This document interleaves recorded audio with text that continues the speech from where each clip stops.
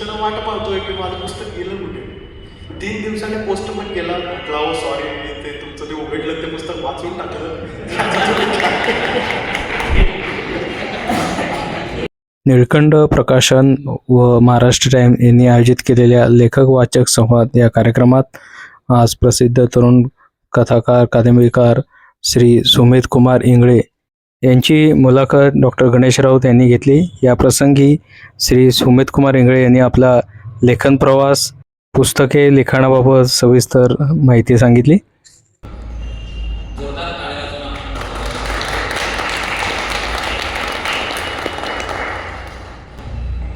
खास आवर्जून मुंबईवरून सर आलेले आहेत आणि म्हणजे त्यांच्या निळावरती हे जे पुस्तक आहे त्याच्या 25 आवृत्त्या निघालेल्या आहेत आणि त्यांचं वय 32च्या घरात.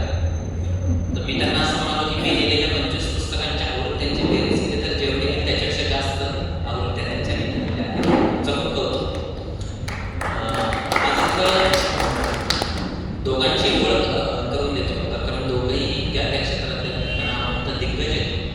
फक्त एका गोष्टीचा अत्यंत कृतज्ञतेने उल्लेख करावा असं वाटतो की मी ज्या फर्ग्युसन महाविद्यालयामध्ये शिकलो तर मुलाखतीमधला आम्हाला ज्यांनी व्यावहारिक मराठी या विषयामध्ये शिकवला आणि ज्यांचं 3ही वर्षात मी एकही तास बुडवला नाही आणि ज्यांनी स्वतःचा बंगला विद्यार्थ्यांसाठी कायम अभ्यास करण्यासाठी उपलब्ध करून दिलेल्या होत्या त्या डॉक्टर माधवी वैद्य इथं उपस्थित आहेत. त्यांच्या उपस्थितीचं मला दडपण आलं की मी समोर बसतोय आणि मॅडम समोर बसल्या तर तुम्ही मला क्षमा करा. 1917 मध्ये ही सगळी जी इमारत आहे ती बांधली गेली. तिथे विद्यापीठ आहे, इथे भंडारकरांचा हा हॉल आहे आणि खरं म्हणजे जिथे आपण आता भूतकाळ, वर्तमान आणि भविष्य याच्यावरती चर्चा करणार आहोत तर नॉस्टॅल्जिया मात्र पलीकडे चालू आहे आणि स्वतःचा जीव अत्यंत आनंदाचा सुखात टाकण्याची प्रक्रिया मागे सुरू आहे. मागे कार्यक्रम चालू आहे आणि आपण सगळे दर्दी रसिक इथे सगळे एकत्र जमलेलो आहोत. आत्ताच आम्ही रेल्वेचा हेड संपून सर इथं आलो आणि आता हा एक कार्यक्रम सुरू होतो. सुमेध सर, जो प्रश्न मी सरांना विचारला होता तोच तुम्हाला विचारतो. तो जरा तपशील आहे. माझा एवढा इंटरेस्टिंग काही प्रवास नाही आहे. म्हणजे लहानपणी फक्त इंटरेस्टिंग बाब माझ्याबद्दल एवढीच होती की आमच्या घरी जो टी व्ही होता त्यावर फक्त दूरदर्शन होतं आणि माझे वडील प्राध्यापक असल्यामुळे आमच्या घरी स्वतःची लायब्ररी होती आणि त्यात भरपूर पुस्तकं होती. तर मला जेव्हा टाइमपास करायचं असेल तर टाइमपास करायला मी टी व्हीच्या ऐवजी पुस्तकं वाचायचो. एवढंच काहीतरी म्हणजे माझ्या मित्रांमध्ये आणि माझ्यामध्ये हा एक फरक होता की ते टाइमपास करण्यासाठी टी व्ही पाहायचे आणि मी पुस्तकं वाचायचो. एवढंच काही तो बालपणाला फरक. बेसिक माझं मराठी शाळेतून शिक्षण झालं. नंतर मग मी पुण्याला इथे MIT मध्ये ENTCचं शिक्षण घेतलं इंजिनिअरिंगला. तेव्हा पुरुषोत्तम करोडिया करायचो आणि तेव्हा मला असं वाटलं की आपण लिहू तर शकतो पण ते लिखाण हजारो लोक वाचतील असं मला बिलकुल काही कॉन्फिडन्स नव्हता. मी लहानपणापासून लिहायचो तर ते प्रकाशितही होत होतं. एक साप्ताहिक पत्रिकासारखं म्हणून एक होतं तर तिथे मी 10 वर्षांचं असताना तेव्हा त्यात लिहायचो आणि ते साप्ताहिक होतं. ते दर रविवारी छापून यायचं. पण वाचणारे असे सगळे ओळखीचे नातेवाईक, मित्र, त्यांचे आईवडील ते वाचायचे, ते वाचून कौतुक करायचे. तेवढं मला छान वाटायचं. पण कधी हे वाटत नव्हतं की लेखक जे असतात किंवा हे साहित्य असतं असं. आणि लेखक आपल्याला असं एक काळ असतो जेव्हा आपल्याला हे सगळं असं दूर वाटत असतं ज्याला आपण स्पर्श नाही करू शकत. तर मला तसं वाटायचं. आता हे पुस्तक आल्याच्यानंतर मला असं वाटायला लागलं की हे मी पुन्हा लिहू शकतो. म्हणजे या आकाराचं पुस्तक पुन्हा लिहू शकतो. किमान मला तो कॉन्फिडन्स हवा आहे. म्हणजे अजूनही नाही वाटत मला की मी लेखक आहे पण मला हे वाटतं की मी लिहू शकतो. पण लेखक आहे असं मला कॉन्फिडन्स नाही आला. पण असं सॉरी जरा तेवढं इंटरेस्टिंग उत्तर नाही आहे. जसं बोलून गेलं हे आता. तुम्ही दोघांनीही मला जे अपेक्षित आहे ते उत्तर दिले. उदाहरणार्थ शालेय जीवनामध्ये काही आपले आदर्श असतात. आपल्याला असं वाटतं आपण हे झालं पाहिजे. कॉलेज जीवनामध्ये ते जाऊन बदलतं. माझ्या आयुष्यामध्ये डॉक्टर वैद्य आल्याने माझं आयुष्य बदललं. खरं म्हणजे मला मराठी स्पेशल करायचं होतं. आमच्या कॉलेजमध्ये परवानगी नव्हती म्हणून मी इतिहासाकडे गेलो. मराठी भाग्यवान आहे असं माझ्या लक्षात आलं. तर त्या अर्थाने मला ते सगळं अपेक्षित होतं की आपण काही असा प्रकार सुरू करू शकत नाही. कोणाचा तरी प्रभाव पडतो, आपण वाचतो, आपण लिहितो, पुन्हा पुन्हा पुन्हा पुन्हा ते सगळं करावं लागतं. तर ह्या दोन मुळात अजातशत्रू हा विषय, अजातशत्रू हे तुमचं पहिलं पुस्तक आहे ना, तर अजातशत्रूचा मुळात विषय कसा सुद्धा त्यापूर्वी काही लोकांनी अजातशत्रू वाचलेलं नाही आहे. तर तुम्ही जर अजातशत्रूची एक मध्यवर्ती कल्पना सांगा आणि मग सुचलं कसं त्या विषयी.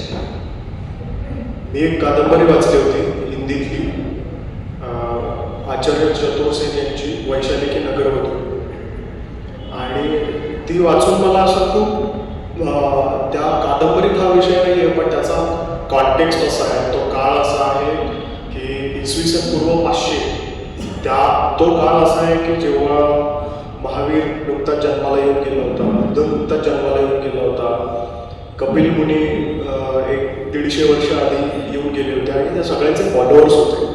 शांतिप्रिय काळ होता. वेगवेगळे जे पंथ लोक जे फॉलो करत होते तर ते सगळे शांतप्रिय पंथ होते. अशा शांतिप्रिय काळात पीसफुल टाइम्समध्ये एक असा राजा जन्माला येतो ज्याला आपण क्रूरकर्मा म्हणून ओळखतो. ही मला एक त्या काळातली घटनेची विसंगती मला खूप एक इंटरेस्टिंग वाटली. आणि मला असं वाटलं की एक आपल्याला माहिती आहे की आपण त्याला क्रूरकर्मा म्हणून त्याला सोडून देतो, पण कोणी माणूस हा जन्मतः विलन नसतोच ना. जास्त इंटरेस्टिंग एखाद्याचा आर्क तो असेल जेव्हा आपण हे पाहतो की तो विलन कसा बनला. एक पारिवारिक कौटुंबिक माणूस जो आपल्या कुटुंबावर प्रेम करतो, ज्याला असं वाटतं माझं कुटुंब जिवंत राहावं युद्धाच्या कोलाहलाच्या काळात, त्याला तो माणूस जो पारिवारिक माणूस आहे, ज्याला हिंसा आवडत नाही, जो स्वतः शांतिप्रिय आहे, तो माणूस हिंसक कसा बनतो, तो मला एक प्रवास हे करायचा होता, रेखाटायचा होता. आणि माझ्यासाठी हा बेस्ट सेटअप होता की जी आपले हिस्टॉरिकल म्हणजे भारताच्या हिस्ट्रीमधला तो एक इतका महत्त्वाचा काळ आहे की 16 महाजनपदं होती, शेकडो राज्य होती, आणि या प्रत्येक राज्यांमध्ये वेगवेगळ्या भाषा, वेगवेगळ्या संस्कृती असलेली राज्य होती. कारण ही राज्य फक्त राज्य नव्हती, वेगवेगळ्या वंशाची राज्य होती, वेगवेगळ्या जातींनी स्थापलेली राज्य होती. मगध हे त्यापैकी एक लहानसं राज्य. त्या लहानशा राज्याने बाकीच्या सत्तेच्या रस्सीखेचीमध्ये ते राज्य एवढं पुढे निघून गेलं की त्याचं साम्राज्य झालं. आणि त्या साम्राज्यामुळे जे पहिलं साम्राज्य आपण म्हणतो, भारतातलं पहिलं साम्राज्य जे अशोकाच्या काळात झालं, त्याचं फाउंडेशन टाकणारा माणूस हा अजातशत्रू मला वाटतो. मग या भारतीय उपखंडात ज्याला आपण भारतवर्षाची संस्कृती ज्याला म्हणतो, ती भारतवर्षाची संस्कृती निर्माण झाली असेल ती या साम्राज्यांमुळे, गुप्त साम्राज्य, मगध साम्राज्य यांच्यामुळे. आणि त्याची सुरुवात करणारा माणूस मला हा एक सामान्य लहान व्यक्ती, एक छोटा राजा होता, पण तो पहिला सम्राट होता मगधचा, असं मला वाटतं. म्हणून मला त्याच्याबद्दल लिहावंसं वाटतं. कंपनीच्या लेखनामध्ये पहिल्यांदा विषय आला आणि तुम्ही पण तुमच्या कादंबरीमध्ये ते एक असं काल्पनिक पात्र तयार केलेलं आहे. तर मीणावंतीचा विषय मुळात सुचला कसा आणि त्याच्यावरती काय काम करावं लागेल, कारण हे काही सोपं नाही, हे शिवधनुष्य उचलणंच मुळात अवघड आहे. एक मात्र सांगतोय, पुस्तक वाचत असताना मी इतका गुंतून गेलो की सारखं पुढे काय पुढे काय पुढे काय. हे पुस्तक तसंच आहे. हे सगळं तुम्ही कसं सांगता, मुळात हा विषय कसा सुचला? याबद्दलच्या दंतकथा आहेत की मीणावंतीची पोथी वाचल्यावर आपल्याला एकतर वेळ लागतं किंवा आपला मृत्यू होतो. मला असं वाटलं की आपण असं एखादं फिक्शन वाचावं की जे फिक्शन वाचताना मला हे वाटलं पाहिजे की हे मी वाचतोय खरं, पण हे वाचताना माझं काही बरं वाईट होऊ शकतं का. पण अशा प्रकारचा फिक्शनचा काहीतरी जॉनरा एक वेगळा डिस्कवर करावा लागतो, कारण असा अस्तित्वात नाही आहे. तर मी विचार केला की हे पुस्तक मग मेटाफिक्शन होऊ शकतं. म्हणजे फिक्शन आणि रियालिटी याच्यामधली जी सीमा असते तर ती जर आपण पुस्तक केली आणि माझ्या म्हणजे आतमध्ये मी पुस्तक वाचतोय तेव्हा मला माहिती आहे हे फिक्शनच आहे, मला माहिती आहे ही गोष्ट आहे, त्या गोष्टीमध्ये मी त्या पात्राला रिलेट करत करत मी पुढे चाललो आहे. पण हे वाचत असताना जर माझ्यासोबत असं झालं की या वाचनाच्या प्रोसेसमध्ये पण जर ड्रामा असेल तर मजा येऊ शकते. असं मला एक वाटत होतं. तर सगळ्यात आधी मी याला सोप्या भाषेत सांगायचं जर झालं तर त्याला मी त्याचा एक अल्गोरिदम तयार केला की या प्रोसेसला याचा स्टार्ट मिडल एंड काय असावा, या एक्सपिरियन्सचा एक अल्गोरिदम काय असावा. तर त्याचा मी एक स्टेप बाय स्टेप अल्गोरिदम तयार केला आणि गोष्ट रचली. आता असं झालं की जेव्हा मी याच्यामध्ये शिरलो तेव्हा मला कळलं की निळावंतीचा संबंध हा तांत्रिक साहित्याशी आहे किंवा हे तांत्रिझममधून आलं आहे. 64 तंत्रांपैकी पहिलं तंत्र जे आहे महामायेचं तंत्र, त्या तंत्राशी ही निळावंतीची दंतकथा ही जोडली आहे, सरळ जोडली. तर त्यामुळे मला त्याचा अभ्यास करावा लागणार आणि फक्त त्या एका तंत्राचं नाही करावं लागणार. आणि त्यासाठी मला बरोबर 3 वर्ष लागली रिसर्च करायला. आता रिसर्च ही अशी गोष्ट असते की ती एकाच वेळी इंटरेस्टिंग असते त्या माणसासाठी, पण ओव्हरऑल जर तुम्ही ऑब्जेक्टिव्हली पाहिलं तर खूप बोरिंग असतं. का रिसर्च हा बोरिंग भाग का असतो ऑब्जेक्टिव्हली? कारण तुम्हाला एका गोष्टीचा रिसर्च करताना 1000 इंटरेस्टिंग गोष्टी सापडत असतात, ज्यापैकी तुम्ही ज्या खरोखर वापरणार त्या 5च गोष्टी असतात. त्या 995 गोष्टी माझ्या पुस्तकामध्ये आता मला मोह होतोय वापरावासा, पण मी त्या बाजूला ठेवणं, हा मोह टाळण्यासाठी पण काहीतरी एक वेळ द्यावा लागतो. तर त्यात पण माझा बराच वेळ गेला, रिसर्चसाठी वेळ गेला आणि जे ड्राफ्ट्स हे करण्यामध्ये बराच वेळ गेला. त्यामध्ये या सेल्फ क्वेश्चनिंगमध्ये वेळ गेला की मी हे लिहितोय, हे मुळात का लिहितोय, हे कळणार आहे का कोणाला? जर नाही कळलं तर काय, बट ठीक आहे आपण आपल्या मनासाठी लिहूया. पुन्हा मग तो विचार की अच्छा मग नाही कळलं तर एवढ्या सगळ्या मेहनत मग ती शून्य झाली असं म्हणावं का? पण मग पुन्हा त्या मोह बाहेर सोडणं, मग नंतर पुढचा विचार करणं, मग पुन्हा आत्ता मध्ये येणं, हे सगळं करत मला 3 वर्ष लागली. पण मी एक गुणगाठ मांडले होते की मला हे पूर्ण करायचं आहे. जरी हे पुस्तक प्रकाशित नाही झालं तरी काही हरकत नाही, पण निदान मी एक 50 लोकांना याची PDF देईन आणि म्हणेन की वाचून तुमचा फक्त एक्सपिरियन्स सांगा. आणि तो एक्सपिरियन्स मला तर फक्त एक्सपेरिमेंट करून पाहायचा होता, तो प्रयोग म्हणून त्यातून बाहेर काय होतं हे मला फक्त पाहायचं होतं. तर ते रचण्यासाठी मला 3 वर्ष लागली. आणि मी फक्त हा विचार केला की मी तसा मूळचा रिसर्चर नाही आहे, तर मी काय करायला पाहिजे स्मार्टली, की आत्ता मी थेट जाऊन म्हणजे मी तिथून काही पुस्तकं मागवली, तांत्रिझमची पुस्तकं मागवली, आख्यायिकांचा अभ्यास केला, काही पोथींचा अभ्यास केला. त्यातून मला हे लक्षात आलं की आपण सगळ्या गोष्टींमध्ये एक्सपर्ट नाही होऊ शकत. काहीच गोष्टींमध्ये आपण एक्सपर्ट असतो.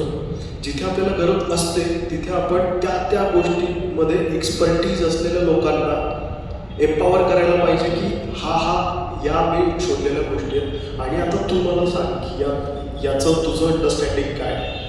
दुसऱ्या व्यक्तीला विचारलं पाहिजे की तुझं अंडरस्टँडिंग काय हे तू मला सांग. आणि त्यातून एक सारासार विचार करून मला काय वाटतंय की म्हणजे मला काय वाटतं आणि मला काय पटतं हा विचार करून मी याच्यात म्हणजे तयार केलं पाहिजे. माझी एक बीटशीट तयार केली पाहिजे. पण तरी हा मोह आवडला पाहिजे की प्रत्येक गोष्ट माझ्या कादंबरीत घुसवायलाच पाहिजे. या सगळ्यांना मला ते 3 वर्ष लागली. वा, तुम्ही अत्यंत अवघड गोष्ट सोपी करून समजवता. तुम्ही प्राथमिक व्हायला पाहिजे होतं. तर माझ्यासारखे प्राथमिक अत्यंत सोपा विषय अवघड करून शिकवत असतात. मी खूप छान समजावून सांगितलं. मी थोडासा मला इतिहासाचा अभ्यास करण्याची संधी मिळाली FYS डेव्हलपमेंटमध्ये असताना पुढे पुणे विद्यापीठामध्ये.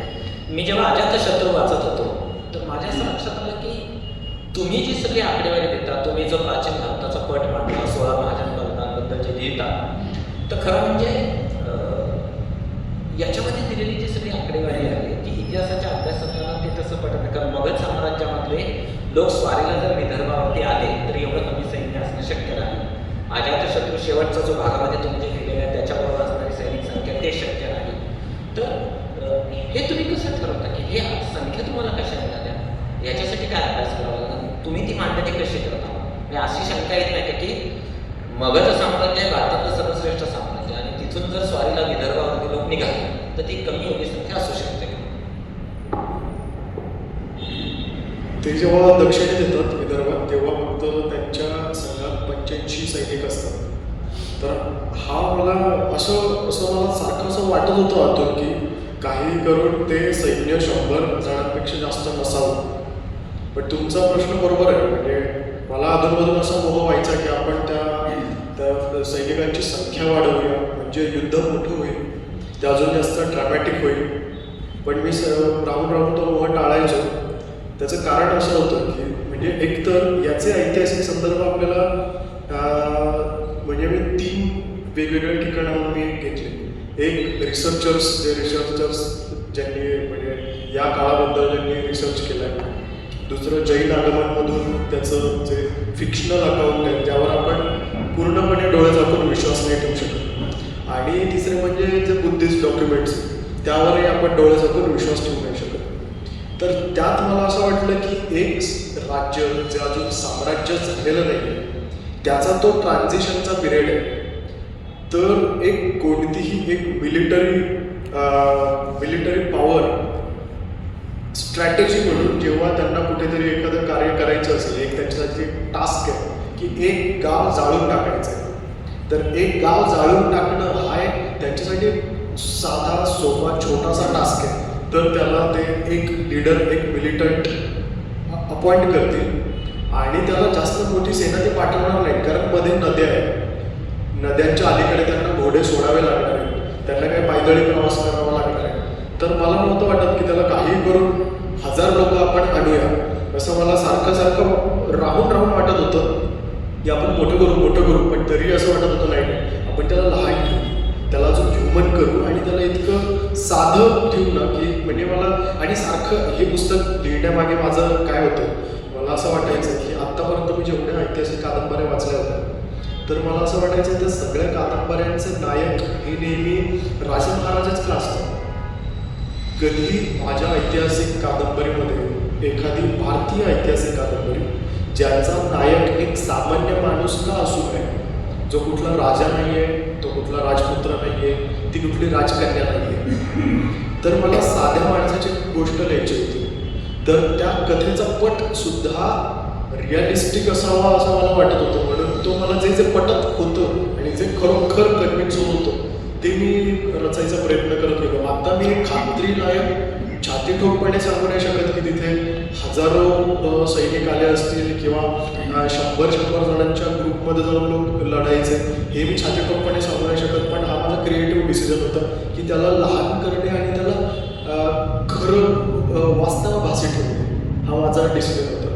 नाही, शेवटी कसं असतं की लेखकाचं एक स्वातंत्र्य असतं आणि ऐतिहासिक कादंबऱ्या लिहित असताना तर अनेकदा लोककल्पनेचं जग निर्माण करतात.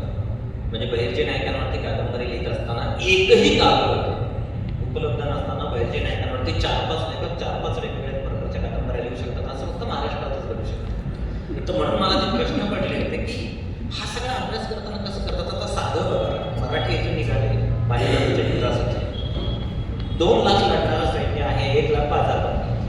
2 लाख लोकांना 2 वेळेला 4 भाकऱ्या खायच्या, म्हणजे 8 लाख भाकऱ्या. 1 लाख घोडे, 1 लाख घोडे म्हणजे 4 लाख पाय, 4 लाख पाय म्हणजे 4 लाख नाला, 4 लाख नाला म्हणजे 16 लाख खिळे. त्या लोकांना लागणारे तवे, रोज त्या घोड्यांना लागणारं किमान 4 लाख लिटर पाणी, 3 लाख लोकांना लागणारं 4 लाख लिटर पाणी म्हणजे 12 लाख लिटर पाणी रोजचं. आणि अशी सगळी सेना जेव्हा दिल्लीला निघते अफगाणाचा पराभव करण्यासाठी, की भारतावरती अफगाणी स्वारी करतो अशा वेळेला एकदेशीय सत्ता सगळ्या नाही म्हणतात आणि मग मराठीकडे सरतात. यातलं नाट्य शोधत असताना हे जे सगळं डेटा अनालिसिस आहे की त्या घोड्यांना मालिश करावी लागते, बैलांना कणिक खावी लागते, त्यांना साजूक तूप खायला लागतं.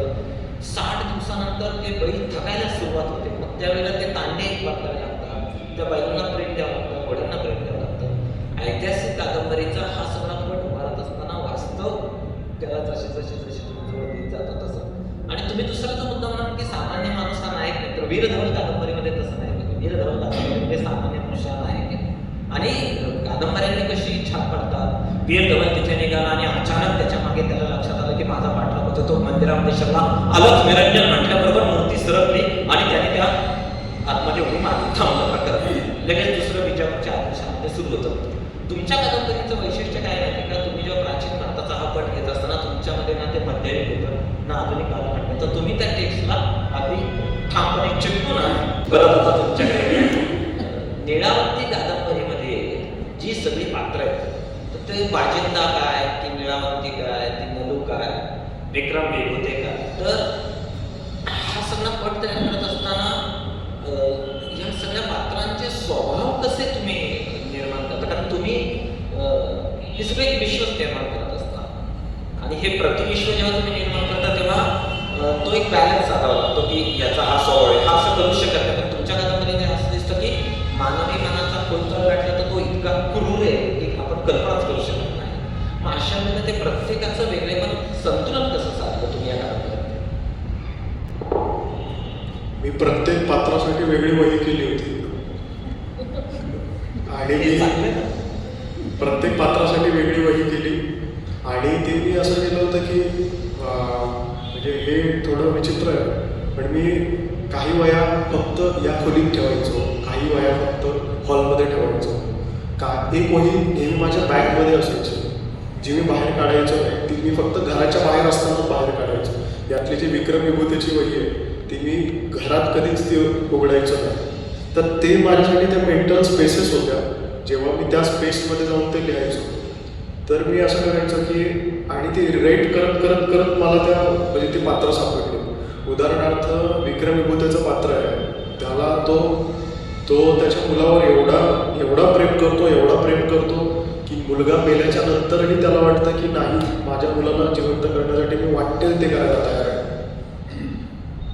त्याला माहिती आहे की 16 वर्षांची मुलगी त्याच्या प्रेमात पडते हे चूक आहे, हे त्याला माहिती आहे. त्याच्यात ती इंटिग्रिटी आहे की हिच्यापासून हिला मी दूर ठेवावं, पण तरीही तो मुलाला वाचवण्यासाठी तिचा तो फायदा करून घेतोय. तर ह्या गोष्टी मला हळूहळू सापडत गेल्या जेव्हा मी त्याचे रिराईट्स करत गेलो आणि ड्राफ्ट्स करत गेलो. तर व्हायचं असं की मी बाकीचं म्हणजे सेम्बियनचं पात्र जेव्हा मी लिहायचो तर सेम्बियनसाठी मी असं इमॅजिन केलं होतं की ही माझ्या जगामध्ये जन्म घेतलेली एखादी तमिळ देशातली एखादी देवता आहे, असं मी माझ्यासाठी, हे कादंबरीत नाही आहे पण मी माझ्यासाठी एक ठरवलं होतं. तर ती देवता त्याच्या आयुष्यात आली. आता मी जेव्हा तिची कथा लिहिली तेव्हा त्याची बदलली. मग मी ती माझ्या मूळ कथेत ते लिहायचो नाही, मी त्याच्या कथेत जाऊन ते लिहायचो. त्याची कथा बदलली की पुन्हा जाऊन नलूची कथा बदलायची. नलूचं पुन्हा मी आर्क लिहायचो, तिचा स्वभाव लिहायचो. नलूचं बदललं की तिकडे ते कुशल रायरेकरचं बदलायचं, कुशलचं बदललं की त्याच्या वहिनीचं बदलायचं, त्यांचं नातं बदलायचं. आणि त्याच्यासोबत म्हणजे असं पण व्हायचं की कधी कधी काय असतं की कादंबरीमध्ये असलेला भाग हा फक्त म्हणजे पट फक्त तेवढाच नसतो, त्याच्या आधी काय झालं आणि नंतर काय होणार हे जास्त महत्त्वाचं असतं. इस्पेशली आधी काय झालं, प्रत्येक पात्राची हिस्ट्री नक्की काय आहे हे जर का क्लिअर असेल तर आपल्याला माहिती असतं आत्ता हे का घडतं आहे. तर मला प्रत्येक पात्राची वही वेगवेगळी असल्यामुळे त्यांची हिस्ट्री नक्की काय हे जास्त क्लिअर झालं, त्यामुळे ते कॉम्प्लेक्स तेवढं होऊ शकलं. पण मग वयाला क्रमांक दिले होते का? नाहीतर लक्षात नसतं. वया वेगवेगळ्या रंगाचे होते आणि काही चोरीला गेली एखादी तर ते इथूनच आलं. नाही, हा प्रश्न मी काय विचारला, आम्हाला एक इतिहासाचे सर्व ते शिकवायला ते नेहमी एक वही आणायचे. एकदा काही खोडसाळ विद्यार्थ्यांनी, मी नाही तर काही खोडसाळ विद्यार्थ्यांनी सर बाहेर गेले असताना मधली 3 पानं काढली. सर वर्गात आले परत, त्यांनी त्या पुढच्या पानापासून सुरू केलं. मग मुलं म्हणाले अवसर नाही, मध्ये काहीतरी वेगळंच होतं. मग त्यांच्या लक्षात आलं की मधली काही पानं काढली की तो वही किती महत्त्वाची असते तेव्हापासून मला कळलं. मग मी वह्या वापरणं सोडून दिलं. पण मला खूप वर्षांनी हे मी ऐकलं की वही वापरायला पाहिजे. हे मी हा 23वा कार्यक्रम आहे, इतक्या लेखकांच्या मुलाखती घेतल्या, कोणीही मला वहीबद्दल सांगितलं नाही. पण तुम्ही ते चांगलं केलं की हे मठाचे पत्रकारिता हजर, मी त्यांना आवर्जून अशी शिफारस करेल की ते वहीचं तेवढं नोंदवून घ्या, कारण खूप महत्त्वाचं आहे.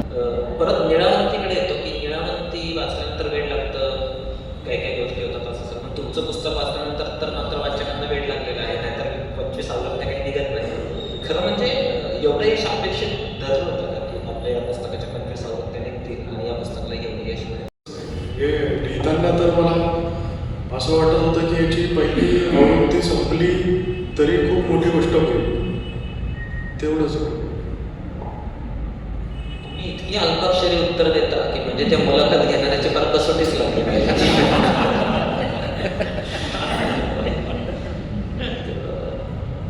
तुमच्या जागी दुसरा कोणी असताना समजा मी असतो तर मी याचं एवढं मोठं उत्तर दिलं असतं की मला 50 आवृत्ती निघायची खरं म्हणजे अपेक्षा, पण 25 वर्ष आम्ही थांबलेलो आहोत. तुम्ही ते तरुण येत असून आणि तो गमतीचा भाग सोडून देऊ. मुळात अजिंठ्या हे नाव सेम्बियन, ती निळावंती, ती नरू. तर आता चितमपल्लींचं तुम्ही एक पात्र वापरलंय, लेडीजचं नाव दिलेलं दुर्गा, आणि चितमपल्ली आडनाव असल्यामुळे वाचकाला वाटतं ते खरं आहे. आणि तुम्ही कन्नड कागदपत्रांचा आधार घेऊन वरती एक तळटीप पण जोडलेली आहे की आता सध्या हे कागद कुठेही उपलब्ध आहे. म्हणजे ही सुरक्षितता का कळली? हे सुरक्षितता नाही आहे, हे टूल आहे. त्या म्हणजे तिथे असं लिहिलं आहे की ऐतिहासिक दस्तऐवज, विशेष आभार कैलासवासी दुर्गाबाई चितमपल्ली. दुर्गाबाई म्हणजे दुर्गाबाई आपल्या, आणि चितमपल्ली म्हणजे मारुती चितमपल्ली. तर ते दुर्गा भागवत आणि मारुती चितमपल्ली यांचं एकत्र करून ते दुर्गाबाई चितमपल्ली असं ते केलं आहे. तर ते चाणक्य वाचकाला हे कळतं की हे बरोबर आहे, कारण निळावंतीवर आतापर्यंत रिसर्च करणारे दोनच जण आहेत की दुर्गा भागवत आणि मारुती चितमपल्ली. त्याच्यासोबत बाकीही काही आहेत. म्हणजे एका ठिकाणी आहे तेही वाचक, म्हणजे त्या वाचकाला जेव्हा हे कळतं तेव्हा ते फोन करून किंवा मेलवर सांगतात. एका ठिकाणी आहे जिथे तो आमसे लोकांचा इतिहास, निळ्या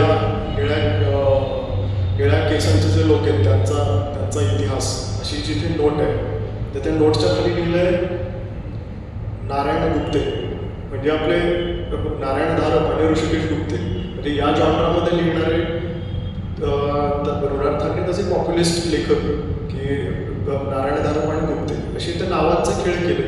बाकी त्याच्या पलीकडे जाऊन त्याला काही अर्थ नाही आहे. आणि अशी काही खबरदारी नाही आहे की म्हणजे आता मला काहीतरी सेफ व्हायचं आहे, कारण जर सेफ व्हायचं असतं तर मी या विषयाला हातच लावला नसतं असं मला वाटतं. म्हणजे कदाचित तुमच्या पुढच्या पुस्तकामध्ये गणेश आणि आडनाव काहीतरी वेगळं असं एक त्यांचा तुमच्यावर खूप प्रभाव पडला, तुम्ही जे आवर्जून फॉलो केलं. आणि ही कादंबरी लिहिताना सुद्धा आपला आवडता लेखक, आपली आवडती माणसं लेखनापासून आपल्याला अलिप्त नाही करता येत, ती कळत न कळत डोकवतच राहतात. तर तसं असताना पानिपत फक्त पेशव्यांच्याच आयुष्यात घडत असं नाही, आपल्या स्मृतीची कितीतरी कृती पडतच असतात, मोहरा गळतच असतात, फुलदा उडतच असतो, पण ते सगळं आपल्याला सांगावं लागतं. असं तुमच्या कादंबरीमध्ये तुमचा आवडता लेखक, तुमचा आवडता कवी, तुमच्या आवडत्या काही गोष्टी ह्यांचं प्रतिबिंब कसं म्हटलं? मला असं वाटतं की आपले आवडते लेखक हे कॉन्स्टंटली तेच राहत नसतात. प्रत्येक वेळी आपली आवड निवड बदलत असते. शाळेत आपल्याला आवडणारे, महाविद्यालयीन वयात आवडणारे, नंतर आवडणारे, त्यानंतर आवडणारे, आणि प्रत्येक म्हणजे 5-5 वर्षांनी, निदान 2-2 वर्षांनी, 5-5 वर्षांनी बदलत असतात आवडते लेखक. आणि जर बदलत नसतील तर आपण स्वतः काहीतरी त्याबद्दल करायला पाहिजे असं माझं म्हणजे वैयक्तिक मत आहे. तुम्ही लेखक बदलतात दर 2 वर्षांनी, 5 वर्षांनी, जे सांगितलं ते बरं केलं. हा नियम बाकींना लागू नाही ते खूप चांगलं आहे. तर मी असा विचार करतो की म्हणजे जेव्हा मी एक पुस्तक लिहितोय तेव्हा मी त्यात आहे आणि मी त्या जॉनराचा जास्त वाचायचा प्रयत्न करतो. जेव्हा मी अजातशत्रू वाचत होतो तेव्हा मी आचार्य चतुर्सेनींचं सगळं जेवढं काही आहे ते मी सगळं वाचलं. तेव्हा मी ऐतिहासिक बरंच वाचायचो, बरंच पाहायचो. तेव्हा मला असं वाटायचं की आता चतुर्सेनांनी जे लिहिलं आहे ते क्लासिकल लिहिलं आहे, त्यांचं रिअलिझम वेगळं आहे, त्यांचे ॲस्थेटिक्स लिखाणातले ते वेगळे आहेत, ते 60च्या दशकातले ॲस्थेटिक्स आहेत. आपले सध्याच्या काळामध्ये ज्याला आपण चांगलं ऐतिहासिक लेखन म्हणू शकतो, तर ते चांगलं ऐतिहासिक लेखन म्हणजे मला असं वाटतं ते दुर्मिळ आहे. तर मी जास्त वेस्टर्न लिटरेचर मी जास्त वाचलं अलीकडच्या काळातलं. ही कादंबरी लिहित असताना पण मी ब्रँडन सँडरसनला मी फॉलो करत होतो, कारण त्याने बराच म्हणजे खूप मोठा त्याला आपण थेसिस म्हणू शकतो. त्याने मॅजिक वर्ल्डची उभारणी करण्यासाठी त्याने रूल्स तयार केले. त्याचे यूट्यूबवर 1.5 तासाचे लेक्चर्स आहेत, 7-8 त्याचे लेक्चर्स आहेत, ते मी फॉलो करायचो. त्याचं वाचलं मी, जो एबरक्रॉम्बी मी वाचलं. तर एक मला लक्षात आलं की आपल्याला जर फॅन्टसी उभारायची असेल तर आपल्याला नियम घालावे लागतात त्याच्या काळात. फॅन्टसी म्हणजे असं नाही की फॅन्टसी आहे तर काहीही घडू शकतं, तुम्हाला वाटेल ते घडू शकतं. वाटेल ते घडू नाही शकत. खरं तर तुमचं जे खरोखरचं जग असतं त्याच्यात वाटेल ते घडू शकतं, पण फॅन्टसीत वाटेल ते नाही घडू शकत. फॅन्टसीला रूल्स असतात आणि जेवढे जास्त रूल्स तेवढं तुमचं जग खरं असतं. तर आता ते रूल्स क्रिएट करणे आणि तुमची पात्र त्या रूलला बेंड कशी करतात, त्या रूल बेंडिंगची गोष्ट तयार करणे हेच रिअल फॅन्टसी.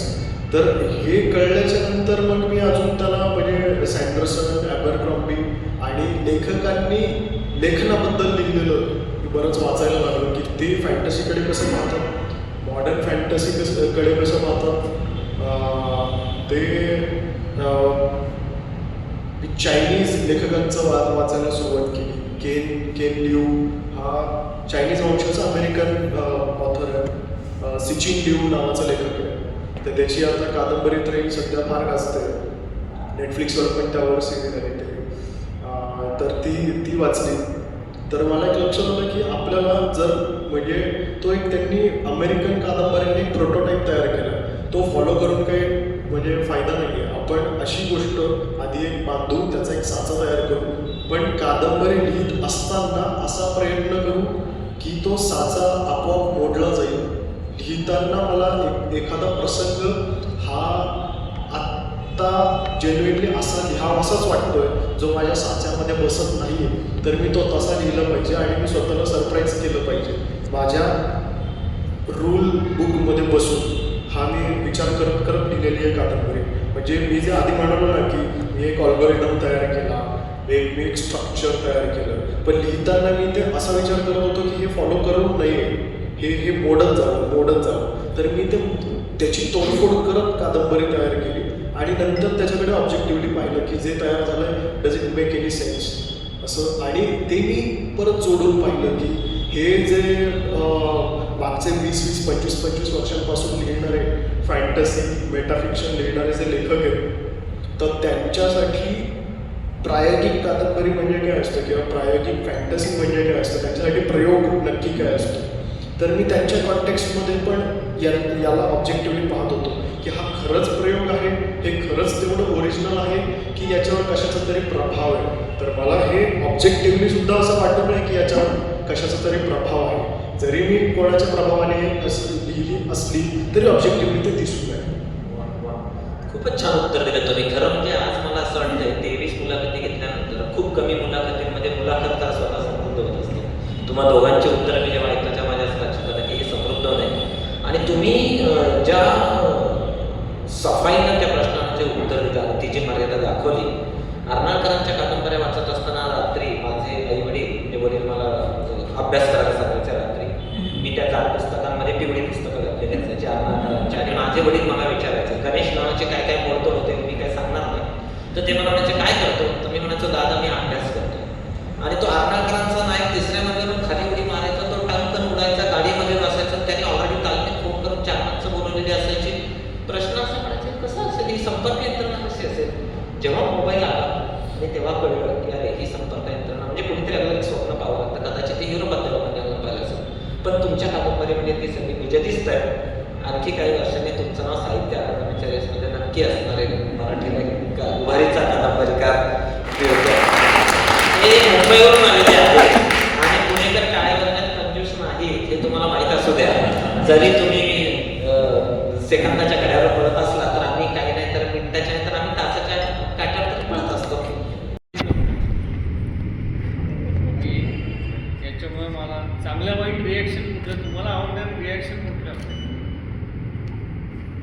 रिॲक्शन खूप म्हणजे इतकी व्हरायटी आहे रिॲक्शन्सची. म्हणजे काही विनोदी पण रिॲक्शन्स असतात. काही एका आमच्या मित्राला अक्षरशः याने एक मायनर अटॅक आला होता रात्री 1:30-2 वाजता. आणि त्याचं वय काय अगदी तो 29-30 वर्षांचा मुलगा. फक्त काय होतं की या पुस्तकाची थीम जी आहे ती आहे डेथ. जर असं असेल ना की अलीकडेच आपल्या आयुष्यातलं कोणी जर गेलं असेल तर ते त्या ट्रॉमामध्ये असतात ना, आणि जर त्यांनी हे पुस्तक जास्त रिलेट केलं तर त्यांच्यासाठी खूप ट्रॉमॅटिक असू शकतं. तर तसंही आहे. आणि एक विनोदी एक विनोदी किस्सा घडला की बहुतेक यवतमाळमध्ये एका छोट्याशा गावात कोणीतरी पुस्तक ऑर्डर केलं आणि ते पोस्टाने ते पाठवलं गेलं पुस्तक. आणि त्यांनी परत त्या बुक स्टोअरला कॉल केला, अहो इथे पोस्टाच्या वेबसाईटवर डिलिव्हर्ड दाखवलं आहे पण ते आलंच नाही, माझ्यापर्यंत पोचलंच नाही आहे. हे म्हटलं अहो ते कधी कधी असं करतात डिलिव्हर्ड, पण ते तुम्हाला उद्या येईल तुम्हाला उद्या. तर ते 3 दिवस झाले ते पुस्तक आलंच नाही. तो माणूस बिचारा वाट पाहतोय की माझं पुस्तक गेलं कुठे. 3 दिवसाने पोस्टमन गेला, म्हटलं हो सॉरी, मी ते तुमचं ते उघडलं ते पुस्तक वाचून टाकलं. मला थोडंफार त्यांच्याबरोबर काम करण्याची संधी मिळाली. तुम्ही शिवसृष्टीवर असं एक एक्सपिरियन्स झाला. शिवसृष्टी कशी घडली हा एक एक्सपिरियन्स तुम्ही थोडंसं लोकांना म्हणजे सुरुवात तुम्ही ती नंतरची सांगितली की बाबासाहेबांबरोबर काम कसं झालं. पण शिवसृष्टीच्या वेळेस मला माहितीच की तिथे अडथळे सुरुवातीला जागा दिल्यापासून ते तुम्ही तिथे पहिलं दगड रचत होतं. त्याच्यामध्ये तुम्हाला मदतनीस म्हणून कोण कोण होते किंवा काही नव्हतं तुम्ही सांगा. हां, हे सगळं बाबासाहेबच बघायचं.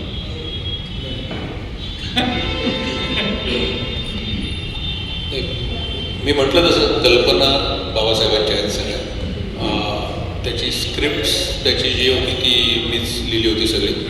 आणि मी तुम्हाला म्हटलं तसं हे एकाच काम नाही, ही जवळपास 100-150 कलाकार आणि तंत्रज्ञांची टीम त्याच्या मागे होती. आणि त्याच्या मागे जो रिसर्च होता, मग सांगितलं असेल 3 जणांनी तो रिसर्च केला. आणि याच्यामध्ये तुम्ही जर बघितलं तर अत्यंत प्रगत टेक्नॉलॉजी, ज्याच्यामध्ये होलोग्राफीज आहे, ज्याच्यामध्ये 3D प्रोजेक्शन्स आहेत, ज्याच्यामध्ये रोबोटिक्स आहे, ॲनिमेट्रॉनिक्स आहे, ज्याच्यामध्ये मॅपिंग्स आहेत, ज्याच्यामध्ये लाईट अँड साऊंडचे अनेक खेळ त्याच्यामध्ये केलेले आहेत. आता दुसरी जी फेज आहे तिथे तुम्ही जर बघितलं तर मी एक शो केला आहे तिथे, तर तो त्याच्यामध्ये यांच्याशी संवाद साधत होता आणि त्यांनी जो प्रश्न विचारला, तुम्ही ज्या टेबल खुर्चीवर बसून लिहिता ती जपून ठेवा, आजपासून 100 वर्षांनी तिला खूप महत्त्व प्राप्त होणार आहे. तर या दोघांमध्ये हा जो सगळा संवादाचा गुण साधण्याची संधी मला मिळाली, यानेच खरं म्हणजे मीच धन्य झालं. म्हणून तुम्हा दोघांना धन्यवाद देताना मला कुठलाही संकोच वाटत नाही.